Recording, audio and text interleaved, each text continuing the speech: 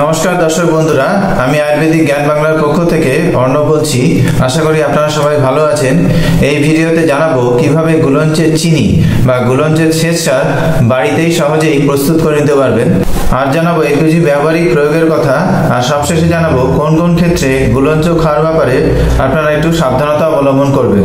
আর গুলঞ্চের ব্যাপারে যদি আরো বিস্তারিতভাবে জানতে চান তবে প্রথম পর্বের আরেকটা ভিডিও আমার চ্যানেলে দেওয়া রয়েছে, সেটি দেখে নিতে পারেন। আর ভিডিওটা কিন্তু প্রথম থেকে শেষ অবধি অবশ্যই কোনো রকম স্কিপ না করে দেখবেন। হয়তো দেখবেন এতে আপনার কোনো সমস্যার সমাধান হয়তো হয়ে যাচ্ছে। আপনি যদি আমার চ্যানেলে নতুন হন তবে চ্যানেলটি সাবস্ক্রাইব করতে ভুলবেন না। আর পাশে থাকা বেল আইকনটি প্রেস করে অল নোটিফিকেশনটি অন করে দেবেন, যাতে আমার নতুন নতুন ভিডিওগুলো আপনাদের কাছে পৌঁছে যায়। আর ভিডিওটা যদি ভালো লেগে থাকে তাহলে একটা লাইক দিয়ে আমাকে একটু উৎসাহিত করবেন। আর কমেন্টের মাধ্যমে আপনাদের মূল্যবান মতামত অতি অবশ্যই জানাবেন। আসুন তাহলে শুরু করা যাক। গুলঞ্চের সেচ সার বা চিনি বাড়িতে খুব সহজেই প্রস্তুত করতে পারবেন। এর জন্য আপনি পরিণত বয়সের মোটা মোটা গুলঞ্চ 1 থেকে 2 ইঞ্চি টুকরো টুকরো করে কেটে নিন। আর তারপর শিলনোড়া দিয়ে বা হামামদিস্তা দিয়ে থেতো করে নিন। এবার থেতো করা গুলঞ্চ মিক্সিতে আরও ভালো করে পেশাই করে নিন।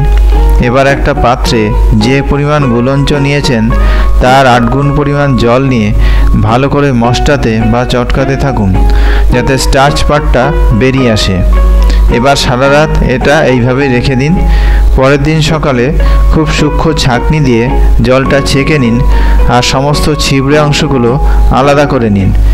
এবার এই ছেঁকে নেওয়া জলটা 3-4 ঘন্টা রেখে দিলে এই স্টার্চ সেডিমেন্ট পার্টটা নিচে থিতিয়ে যাবে। এবার উপর থেকে জলটা আস্তে আস্তে ঢেলে ফেলে দিতে হবে।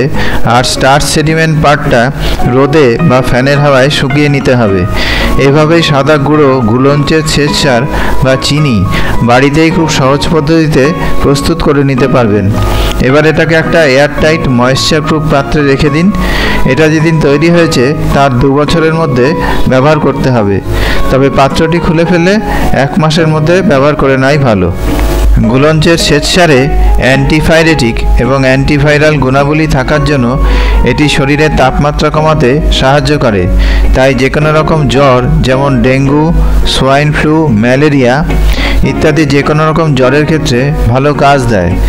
এছাড়া এটি মধুমেহ বা ডায়াবেটিস, ডিসেপসিয়া, জন্ডিস বা নেবা, ইউটিআই, ত্বকের সমস্যা, ডায়রিয়া, আমাশা, হৃদয় রোগ, কুষ্ঠ বা লেপ্রসি, আর্থারাইটিস ইত্যাদি বহু রোগ সারায়।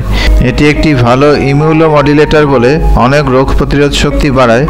এটি হজম শক্তিকে বৃদ্ধি করে, লিভারকে ভালো রাখে, গ্যাস, অম্বল, আলসারেটিভ কোলাইটিস থেকে স্বস্তি দেয়। গুলঞ্চের সেচ সার বা চিনি রক্তকে পরিশুদ্ধ করে, তাই এটি এক্সিমা, সোরাইসিস ইত্যাদি চর্মরোগ সারায়। এছাড়া এটি ত্বককে উজ্জ্বলতা প্রদান করে, ফুসকুড়ি, পিম্পল, কালো দাগ, চামড়া কুঁচকে যাওয়া ইত্যাদি প্রতিরোধ করে আর বুড়ো হয়ে যাওয়া ঠেকায়। এটি শরীরের দুর্বলতা, এনার্জির অভাব, ক্লান্তি দূর করে। এছাড়া শরীরের হাত বা পায়ে যদি জ্বালার ভাব থাকে তবে তা দূর করে। এটি মনের অ্যাংজাইটি কমিয়ে মনকে শান্ত রাখে, শ্বাসকষ্ট কমায়। এটির বেদনানাশক গুণ থাকার জন্য আর্থ্রাইটিস কমায়। গুলঞ্চের চিনি বা সেচ সারের সাধারণভাবে প্রয়োগ মাত্রা: প্রাপ্তবয়স্কদের ক্ষেত্রে 500 mg থেকে 2 গ্রাম, অপ্রাপ্তবয়স্ক বা ছোটদের ক্ষেত্রে 5 বছরের উপর হলে এর পরিমাণ অর্ধেক করতে হবে।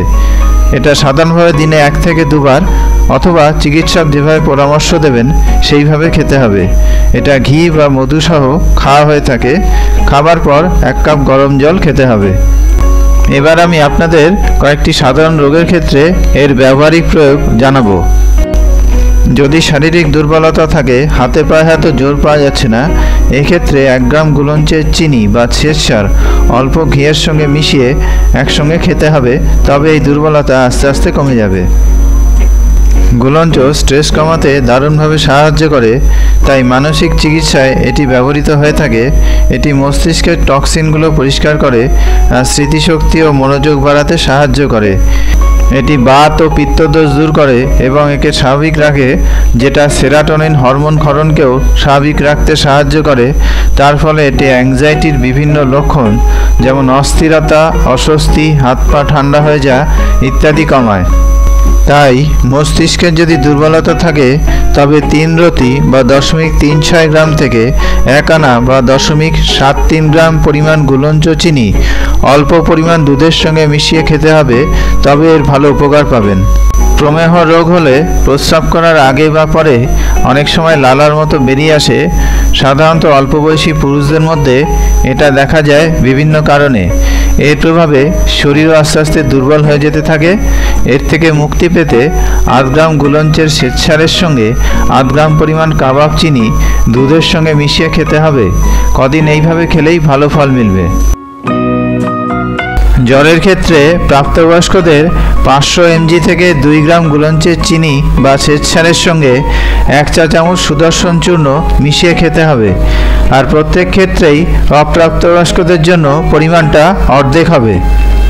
কাশি হলে প্রাপ্তবয়স্কদের 500 mg গুলঞ্চের চিনি বা শ্বেতসারের সঙ্গে 1 চা চামচ তালিসাদি চূর্ণ মিশিয়ে খেতে হবে। ডায়াবেটিস রোগীদের ক্ষেত্রে প্রাপ্তবয়স্কদের 500 mg থেকে 2 গ্রাম গুলঞ্চের চিনি বা শ্বেতসারের সঙ্গে 1 চা চামচ হলুদ আর আমলা পাউডার মিশিয়ে খেতে হবে। শরীরে জ্বালা পোড়ার ভাব থাকলে 500 mg থেকে 2 গ্রাম গুলঞ্চের চিনি বা শ্বেতসারের সঙ্গে 1 চা চামচ প্রবাল পিষ্টি পাউডার মিশিয়ে খেতে হবে। বাত রক্তের ক্ষেত্রে 500 mg থেকে 2 গ্রাম গুলঞ্চের চিনি বা শ্বেতসারের সঙ্গে 1 চা চামচ শুদ্ধ গুগগুলো মিশিয়ে খেতে হবে। আমবাতের ক্ষেত্রে 500 mg থেকে 2 গ্রাম গুলঞ্চের চিনি বা শ্বেতসারের সঙ্গে 1 চা চামচ আদা চূর্ণ মিশিয়ে খেতে হবে। পিত্তের প্রকোপ বৃদ্ধিতে 500 mg গুলঞ্চের চিনির সঙ্গে আমলকির নির্যাস মিশিয়ে খেতে হবে। ডায়াবেটিস রোগীর ক্ষেত্রে 500 mg গুলঞ্চের চিনির সঙ্গে 3 থেকে 5 গ্রাম নিশা আমলকি চূর্ণ মিশিয়ে খেতে হবে। শরীরে জ্বালা পোড়ার ভাব থাকলে 500 mg গুলঞ্চের শ্বেতসারের সঙ্গে 1 গ্রাম গন্ধকর রাসায়নিক মিশিয়ে খেতে হবে। এবার আপনাদের জানাবো কোন কোন ক্ষেত্রে গুলঞ্চ খাবার ব্যাপারে সতর্ক থাকতে হবে। গুলঞ্চ খুব ভালো হাইপোগ্লাইসেমিক এজেন্ট, যা রক্তে শর্করা কমায়। তাই আপনি যদি ডায়াবেটিসে আক্রান্ত হয়ে থাকেন আর এর জন্য হয়তো ওষুধ খাচ্ছেন, তবে গুলঞ্চের রস, চূর্ণ, ট্যাবলেট, শ্বেতসার তা যে কোনো প্রকারেরই হোক না কেন, তা সেবন করবার আগে একবার আয়ুর্বেদিক চিকিৎসকের সঙ্গে পরামর্শ করে নেবেন। গুলঞ্চ একটি খুব ভালো ইমিউনোমডুলেটরি, অর্থাৎ এটি শরীরের প্রতিরোধ ক্ষমতা বা শক্তিকে বাড়িয়ে তোলে। তাই কেউ যদি কোনো রকম অটোইমিউন ডিজিজে আক্রান্ত হয়ে থাকেন, তবে গুলঞ্চ সেবনের আগে অতি অবশ্যই একবার কোনো আয়ুর্বেদিক চিকিৎসকের সঙ্গে পরামর্শ করে নেবেন। অন্তঃসত্ত্বা থাকাকালীন কোনো মহিলা বা মাতৃদুগ্ধ পান করাচ্ছেন এরকম কোনো মা যদি গুলঞ্চ সেবন করতে চান, তবে একবার চিকিৎসকের সঙ্গে পরামর্শ করে নেওয়া ভালো। যদিও এই সময় গুলঞ্চ সেবন করলে শরীরে কোনো বিরূপ প্রভাব পড়ে কিনা তার কোনো প্রমাণ সঠিকভাবে পাওয়া যায়নি।